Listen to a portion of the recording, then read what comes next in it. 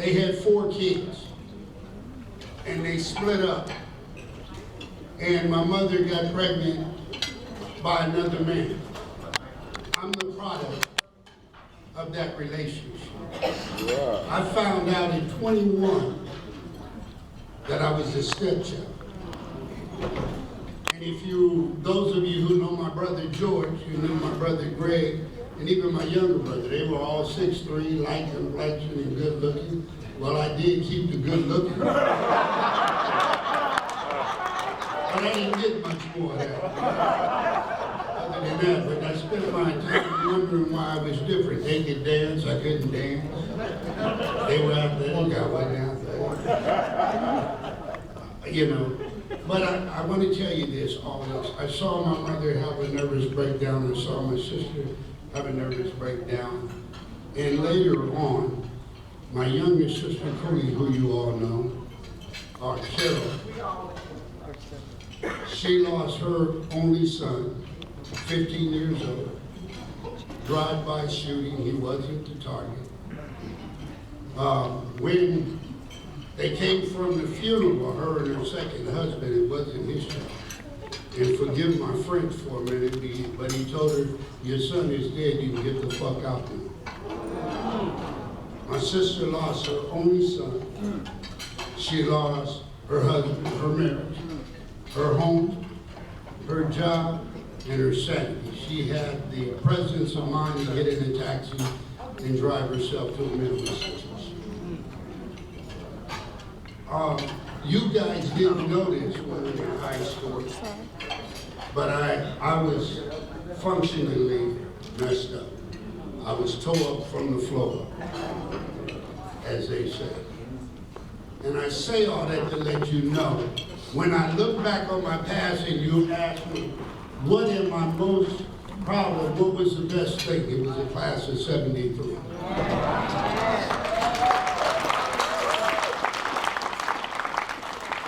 You brothers and sisters inspired me, and I want to share with you a conversation I had with Hubert. For those two, Hubert, stand up just in case others don't know. All right. Now you were with the class of 69. 69. Yes. And if you remember him, he was one hell of a quarterback. Yeah. And he had 2 brothers who were very good football players. But this was one of the brothers that I looked to, you know, that helped me see that there was a way. I remember in high school, when my dad would be out drunk all night, I would just pray and say, Lord, get me till I'm 18, I'll make better decisions. We saw too many people leave us too soon. Our good friend Craig, I was living with him when he wired a shotgun up under his neck and blew his head off. And I have to tell you this, it's the truth. I turned the corner and I saw the paramedics, and I knew because he had called me and he said, I tried to commit suicide, but the gun wouldn't go off. And I said, no, brother, you ain't doing that. I moved in with him. I thank God that I wasn't the one that found him. I was already a mess.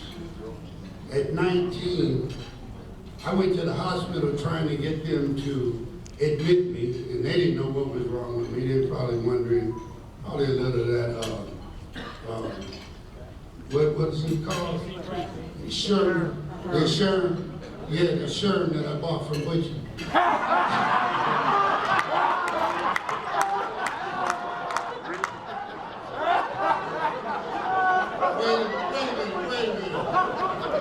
Wait a minute. You have to understand, I've known this brother since kindergarten, so he knows how I am. He knows how I am. It ain't the truth. It ain't. But I remember having my friend call my mother and I said, Mom, I said, I need help. I said, if this is life, I don't want to leave. And she got me help. I tell you all that today to tell you, man, I'm 68 years old. And while I recount all these things to you, understand one thing. That didn't happen to me, it happened to my siblings and stuff. God saw favor in me and he heard my cry. And he said, just give me a chance to how you want me to serve. Because I didn't want any child to know the pain that I knew. That I didn't want any child to be robbed of their childhood the way that I was robbed. So if you wonder why at 68 I'm still silly, my mother used to say you have to grow up, but you don't have to. You have to grow old, but you don't have to grow up. If you hang out with me, you know I'm just as silly as you can. Because God is good and I'm glad to be here. And it was looking at you brothers and sisters in the room and the relationships that we had. And you don't know this, but in the 10th grade, I was one F away from being sent to continuation. And I went to Coach Bell crying and I said, man, change my grade. I can't go to continuation. My good friend Eric and I went down to San Diego City College to go to school. And I'm sitting in class and they're having this intellectual conversation. It's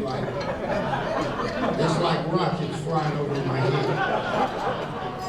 What I found out is, in 13 years, I hadn't got an education.